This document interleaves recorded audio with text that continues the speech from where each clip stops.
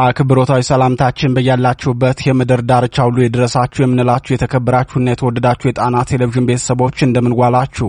የጥር 21 ቀን 2018 ዓ.ም የጣና ቴሌቪዥን የሰዓቱን ዜናዎች ርዕሶቹን በማስቀደም እናስደምጣችኋለን። የብልጽግናው ሰራዊት የሚተማመንበትና የዞን እንቅልፍ የሚተኛበት የኮንክሪት ምሽግ በፋኖ የእጅ በእጅ ውጊያ ተሰብሯል። የምሽጉ መሰበር ተስፋ ያስቆርጣቸው የብልጽግናው ወታደራዊና ፖለቲካዊ ካድሬዎች በድቅድቅ ጨለማ ከተማዋን ለቀው ወደ ደሴ ኮብልለዋል። የሰዓቱ ዜናችን በቀዳሚነት የሚያስደምጣችሁ የዚህ ታላቅ ድል መረጃ ነው።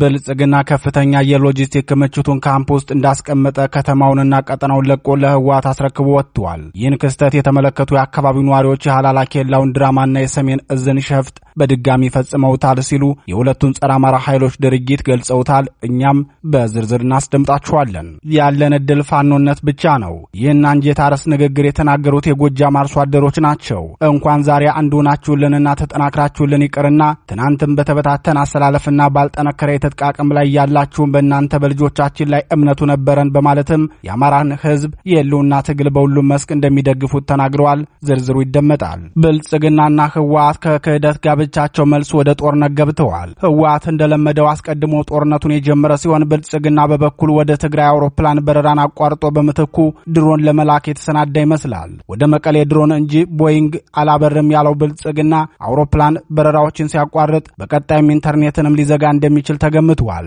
የትግራይ ወጣቶች በበኩላቸው የአውሮፕላን በረራ ካልተከፈተልን ተገደን ወደ ጦርነት እንድንገባ እንደረጋለን ሲሉ ስጋታቸውን ተናግረዋል። ዝርዝሩን አብረን እንሰማዋለን። በገባህበት ሁሉ እየዘረፍክ ብላ በክፉ የሚያይህንም ያለ ርህራሄ ግደለው ተብሎ ትዕዛዝ የወረደለት የብልጽግናው ነፍሰ በላ ሰራዊት በሸዋ ጠቅላይ ግዛት የፈጸመውን የጦር ወንጀል በዜናችን ዝርዝር አሰናድተንለታል። ሰዓቱ ሲደርስ ይደመጣል። እነዚህንና ሌሎች ለሰዓቱ የተመረጡ መረጃዎችን አሰባስበን ያሰናዳነው ዜናችን ወደ እናንተ መቅረብ ይጀምራል። በድጋሚ እንደተለመደው እስከ መጨረሻው አብራችሁን ቆዩ እያልን በቀጥታ ወደ ዝርዝር ዘገባው እናልፋለን።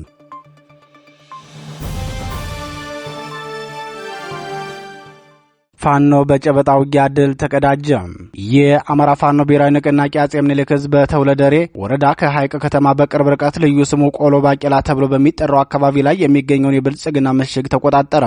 እጅግ ከፍተኛ ወታደራዊ ገዥ ቦታ የተባለለትና የብልጽግናው ሰራዊት የሚተማመንበት የነበረውን ይህን ምሽግ በኮንክሪት የተሰራ ቢሆንም የአማራ ፋኖ ብሔራዊ ንቅናቄ በጨበጣ ውጊያ በቦምብ ድብደባ አፍርሶታል። በምሽጉ ውስጥ የነበሩ በርካታ የብልጽግናው ሰራዊት አባላትም እርምጃ ተወስዶባቸዋል። ከሞት የተረፉት ደግሞ በአካባቢው በነበረው ገደል መግባታቸውን መረብ ሚዲያ ዘግቧል። ሚዲያው አክሎም በአማራ ፋኖ ብሔራዊ ንቅናቄ ምስራቅ አማራ ቀጠና ምኒልክ ዕዝ ልጅ ኢያሱ ኮር 24ኛ ክፍለ ጦር ሌሊት በፈጸመው ታላቅ ኦፕሬሽን የጠላትን አከርካሪ በመስበር ታላቅ ድል መጎናጸፍ ችሏል ብለዋል። በደቡብ ወሎ ዞን ተውለደሬ ወረዳ ልዩ ቦታው ቆሎ ባቄላ ተብሎ በሚጠራው ቦታ በነበረው የብልጽግናው ሰራዊት የኮንክሪት ምሽግ በፋኖ የጨበጣ ውጊያ ሲሰበር የብልጽግናው ሰራዊት ወደ ንጹሃን ሊያስወነጭፈው የነበረ በጦርነት ህግ የተከለከለ የኬሚካል መሳሪያ መገኘቱም ታውቋል። የኮንክሪቱ ምሽግ የተሰበረው ከሳንጃ ትንቅንቅ እስከ ክላሽ የጨበጣ ውጊያ በማካሄድ መሆኑን የገለጸው የዙ ቃል አቀባይ ክፍል ውጊያው የተካሄደው በድቅድቅ ጨለማ መሆኑ ደግሞ ለብልጽግናው ሰራዊት ፈተናውን ያበዛበት መሆኑን ጨምሮ ገልጿል። የብልጽግናው ሰራዊት አዛዦች አይደፈሬ ሲሉ የሚጠሩትና የሚመኩበት ግዙፉ የኮንክሪት ምሽግ ሰዓታትን ባልፈጀ ውጊያ መሰበሩ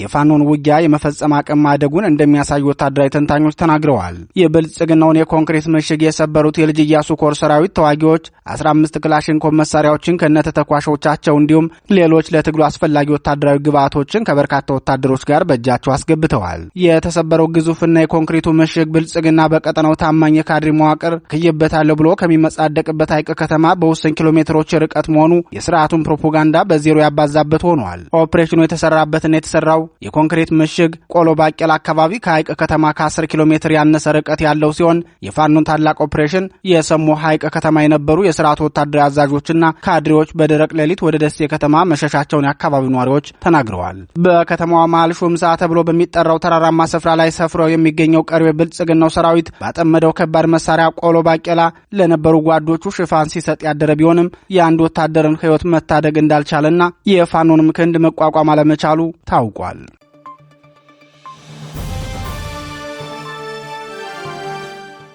ብልጽግና ጦሩን ከራያ ሙሉ በሙሉ አስወጣ። የህወሓትን ታጣቂ ቡድን በፈቃደኝነት ወደ ራያ አላማጣ ያስገቡት የብልጽግናው ጦር አዛዥ ኮሎኔል አህመድ የሚ በህወሓት ወታደራዊ አዛዦች በኩል ተደጋጋሚ ለቀህ ውጣ ጥያቄ ሲያቀርቡላቸው ከቆዩ በኋላ በዛሬው ዕለት ራያ አላማጣን ሙሉ በሙሉ የብልጽግናው ጦር ለቆ መውጣቱ ታውቋል።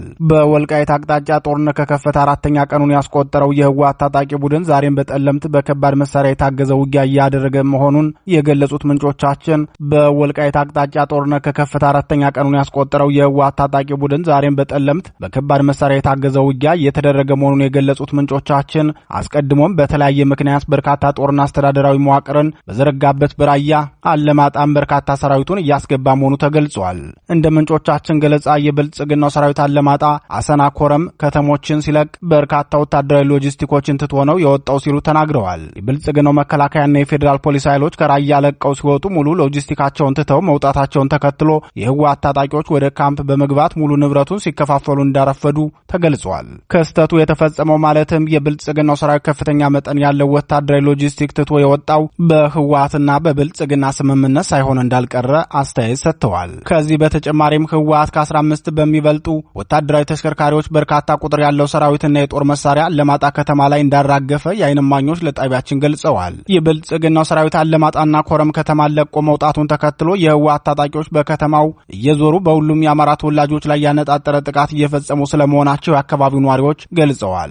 በጧት የጀመረው የንጹሃን አማራዎች አፈሳና እንግልት እስከ እኩለ ቀን ድረስ ከ160 በላይ ወጣቶችና ከ10 በላይ የአገር ሽማግሌዎችና የሃይማኖት አባቶች በህወሓት ታጣቂዎች ታፍነው መወሰዳቸውን የዓይን እማኞች ለጣና ቴሌቪዥን ገልጸዋል። ምንጮቻችን አክለውም በህወሓት ታጣቂዎች ተይዘው የተወሰዱ ወጣቶች ማንነት ተኮር ስድብና ማንቋሸሽ እንደተፈጸመባቸው ተናግረዋል። የብልጽግናው ሰራዊት አላማጣና ኮረም ከተሞችን ለቆ ከወጣበት ከሌሊቱ 8 ሰዓት ጀምሮ በርካታ ነዋሪዎች አካባቢውን ለቀው ወደ አፋር እና ቆቦ እየተሰደዱ ቢሆንም ረፋዱ 3 ሰዓት ጀምሮ የዜና እስከተጠናቀረበት እኩለ ቀን ድረስ ካለማጣ ቆቦ የሚወስደው መንገድ በህወሓት ታጣቂዎች መዘጋቱን ተከትሎ ምንም አይነት እንቅስቃሴ እንደሌለ ተገልጿል። እንደ ምንጮቻችን ገለጻ ካለማጣ ቆቦ የሚወስደው ዋናው መንገድ በህወሓት ታጣቂዎች ተዘጋ እንጂ ታጣቂዎቹ በአማራ ተወላጆች ላይ ያደረሱ የሚገኘውን ግፍ ተከትሎ በርካታ የአካባቢው ተወላጆች በገጠራማው ክፍል በእግራቸው አላማጣን ለቀው ወደ ሌሎች የአማራ ክልል ሰሜን ወሎ አካባቢዎች እየተሰደዱ ነው ብለዋል። የአላማጣ ከተማ ነዋሪዎች በገፍ ከተማዋን ለቀው መውጣታቸውን ተከትሎ የህወሓት ታጣቂዎች በከተማው እየዞሩ ከፍተኛ ዘረፋ እየፈጸሙ መሆናቸውን የገለጹት የዓይን እማኞች በልጃገረዶች ላይም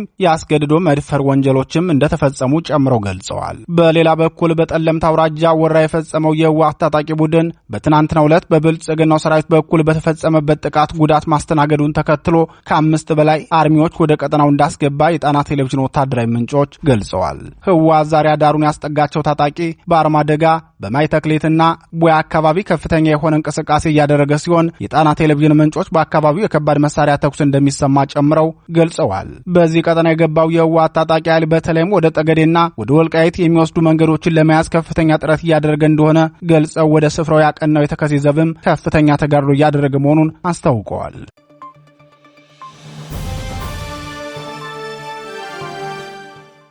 የአውሮፕላን ብቻ ሳይሆን ኢንተርኔትም ሊቋረጥ ይችላል። ምንጮች ህወሓት በአማራ ህዝብና ርስቶች ላይ ሊያካሄድ የነበረውን የጦርነት ዝግጅት አጠናቆ ወደ ጦርነት መግባቱን ተከትሎ በትግራይ ክልል የሚደረጉ የአውሮፕላን በረራዎች ተሰርዘዋል።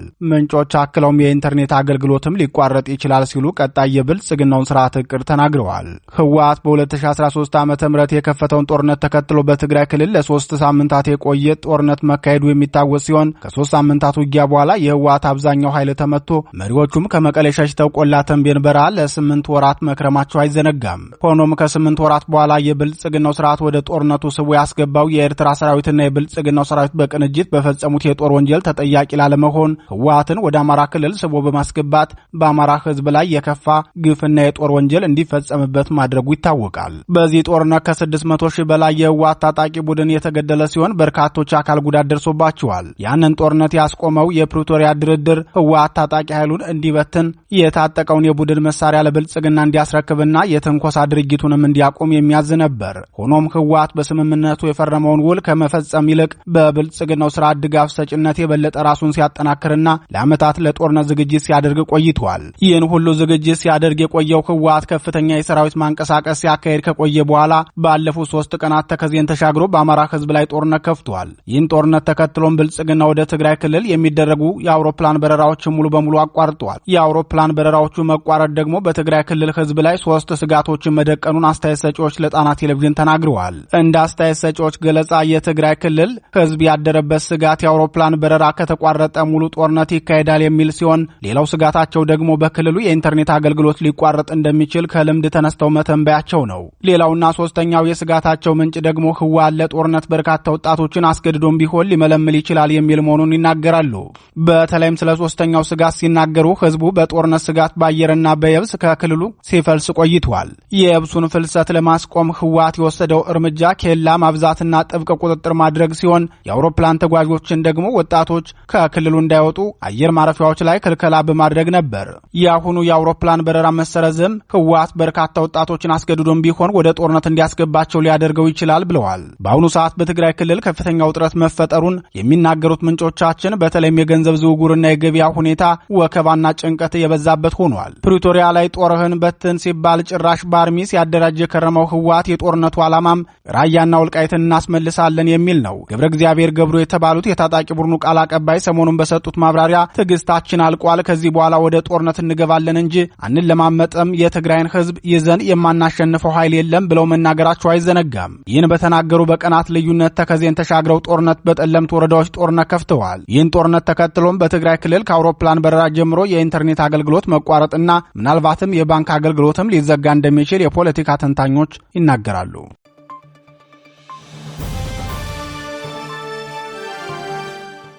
ያለን ዕድል ፋኖነት ብቻ ነው። ህዝብ የአማራ ፋኖ ብሔራዊ ንቅናቄ ከምስረታው ማግስት ጀምሮ ታላላቅ ወታደራዊ ድሎችንና ህዝባዊ ውይይቶችን በከፍተኛ ስነ ልቦናዊ የበላይነት ሆኖ እያካሄደ ይገኛል። ትግሉንና የአማራን ህዝብ ክደው ለአማራ ህዝብ ጠላት ብልጽግና እጃቸውን በሰጡ የቀድሞ መሪዎች ቦታም አዳዲስ መዋቅሮችን በመስራት የኃይል ማጠናከር ስራውን በስኬት እያከናወነ ይገኛል። የአማራ ፋኖ ብሔራዊ ንቅናቄ አጼ ቴዎድሮስ ዕዝ 206ኛ ኮር በምስራቅ ጎጃም ዞን የተለያዩ ወረዳዎች ከአማራ ህዝብ ጋር የሚያደርገውን ህዝባዊ ውይይት ዛሬም በስኬት አካሂዷል። በሸበል በረንታ የተካሄደው ህዝባዊ ውይይት የተመራው በ201ኛ ኮር 64ኛ ክፍለ ጦር አማካኝነት ሲሆን በወረዳው የተመሰረተው የጊዜያዊ አስተዳደር መሪዎች፣ የቀበሌ አስተዳዳሪዎችና የአካባቢው አገር ሽማግሌዎች ተሳታፊ ነበሩ። በህዝባዊ ውይይቱ የተነሱ ነጥቦችንና የህዝብ አስተያየቶችን አስመልክቶ መረጃው ለጣና ቴሌቪዥን ያደረሰው የ201ኛ ኮር ህዝብ ግንኙነት ኃላፊ ፋኖ ሀብታሙ የሱፍ የአፋብን ምስረታ የድርጅቱ አሁናዊ ቁመና የሀብት አሰባሰብና የመልካም አስተዳደርን በተመለከተ በክፍለ ጦሩ አመራርና በወረዳው ጊዜያዊ መንግስት አመራሮች የአመራርነት ስልጠና በመስጠት የቀጣይ የስራ አቅጣጫ ተሰጥተዋል ብለዋል። የውይይቱ ተሳታፊዎች በበኩላቸው በዚህ ሰዓት የአማራ ህዝብ ብቸኛ መዳኛ መንገዱ ፋኖነት ብቻ መሆኑን ስለምናውቅ ትናንት ለፋኖ ያደረግነውን ድጋፍ በተጠናከረ መልኩ እናስቀጥላለን። በተለይ የፋኖ አንድ መሆን ሁሉን አቀፍ ድጋፍ ለማድረግም ሆነ መመሪያዎቹን ለመቀበል ያመቸናል በማለት የፋኖ አንድነት የፈጠረባቸው ደስታ ተናግረዋል። ይህ ህዝባዊ ውይይት በሁለት የጁነሴ ወረዳ በ6 ቀበሌዎች ላይም የቀጠለ ሲሆን አጋምዋ፣ ደብረ ማርያም፣ ደብረ ሚካኤል፣ መቃ፣ የጭቃና ጓትራን ቀበሌዎች የአማራ ፋኖ ብሔራዊ ንቅናቄ አጼ ቴዎድሮስ ዕዝ 201ኛ ኮር 54ኛ ክፍለ ጦር ህዝባዊ ውይይቶች ያካሄደባቸው ቀበሌዎች ናቸው።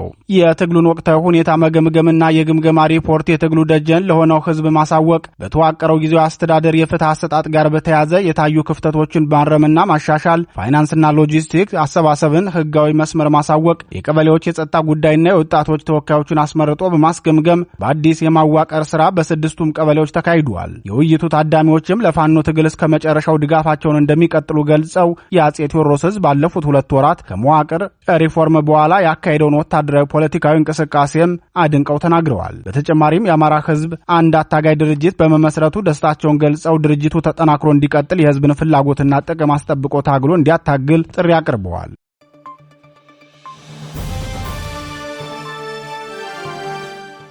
የብልጽግና ሰራዊት በዝርፊያ ተሰማራ። በአማራ ህዝብ ላይ የዘር ማጥፋት ጦርነት የከፈተው የብልጽግናው ስርዓት በግለሰቦች ንብረት ዝርፊያ በመፈጸም ወንጀል መፈጸሙ ታወቀ። የአማራ ፋኖ ብሔራዊ ንቅናቄ የደቡብ አማራ ቀጠና ጄኔራል ሳምነው ጽጌ ዕዝ ቃል አቀባይ ክፍል እንዳስታወቀው የብልጽግናው ሰራዊት ዝርፊያ ከመፈጸሙም በተጨማሪም የአርሶ አደሮችን የቀንድ ከብቶችና እረኞችን ጉዳት እንዳደረሰባቸው ገልጿል። በገባህበት ሁሉ ዘርፈ ብላ አገር ለውጣ የተባለው የብልጽግናው ሰራዊት ከፍተኛ ቁጥር ያለውን ሰራዊቱን ከሽኖ ከጫጫና ከሀገረ ማርያም በመጫን በ6 አቅጣጫ ወደ ከሰም ሁለተኛ ኮር ኃይለ ማርያም ማሞ ክፍለ ጦር ሰራዊት ነበር የገባው። ሆኖም የብልጽግናውን ሰራዊት እንቅስቃሴ ከቅዱ እስከ መነሻውና አጠቃላይ ጉዞው ድረስ በመረጃ መረቡ ሲከታተል የነበረው የአማራ ፋኖ ብሔራዊ ንቅናቄ ጄኔራል ሳምነው ጽጌ እዝ በወሰደበት ፈጣን ማጥቃት ከፍተኛ ኪሳራ አድርሶበታል። ኃይለ ማርያም ማሞ ክፍለ ጦር ያደረሰበትን ከባድ ምት ተከትሎ ወደ ንጹሃን ንብረት ዝርፊያና እገታ የገባው የብልጽግናው ሰራዊት የአካባቢው ነዋሪዎች ለምግብነት የሚጠቀሙባቸውን ግብዓት በውሃ ሜዳ ቀበሌ የአንድ ግለሰብን ሱቅ በኃይል ገንጥሎ በመግባት 5 ኩንታል ማዳበሪያና ሱቅ ውስጥ የነበሩ ግምታቸው ከ250 ሺህ ብር በላይ የሚገመት ንብረት ዘርፎና ሰርቆ ጭኖ ወስዷል ሲል የክፍለ ጦሩ ቃል አቀባይ ክፍል አስታውቋል። ከዚህ በተጨማሪም የሁለት አርሶ አደሮችን የቀንድ ከብቶችን በመጠበቅ ላይ የነበሩ እረኞች ላይ ከከፍታ ቦታ ላይ ሆኖ የድንጋይ ናዳ በመልቀቅ በቀንድ ከብቶቹና በአንደኛው እረኛ ላይ ከፍተኛ ጉዳት አድርሶበታል ሲል የብልጽግናው ሰራዊት የሚፈጽመውን የጦር ወንጀልና ግፍ አጋልጧል።